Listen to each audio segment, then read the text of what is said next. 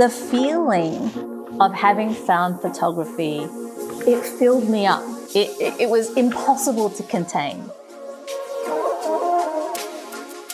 Hi, I'm Ying Ang. I'm a photographer, an educator, a curator. I run a co-working creative space in Melbourne called Le Space. I'm also on the board of the Centre for Contemporary Photography.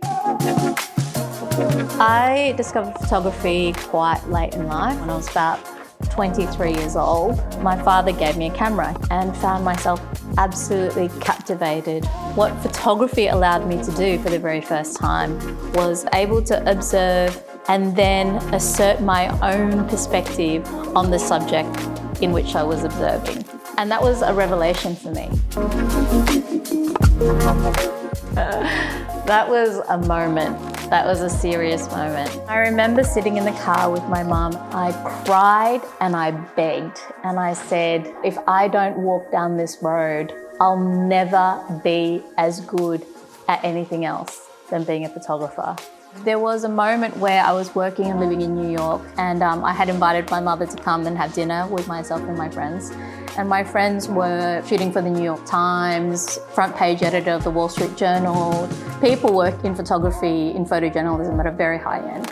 And my mum really enjoyed their company, and at one point in the dinner said, it's so lovely that you all have such great hobbies in photography. And I think it was after meeting my community and spending a lot of time around my peers that she really began to understand that this was not a hobby anymore. The way that I've chosen to do it is to completely diversify.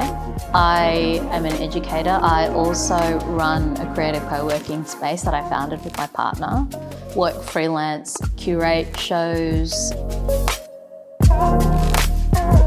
My biggest advice is to confront cringe culture and the fear of being sincere. It is difficult to make original content, but that is just the entry point into a final work. So if you have fear to enter at that beginning point and you can't work through it to refine, you'll never get to a point where you're actually speaking about something that really matters to you.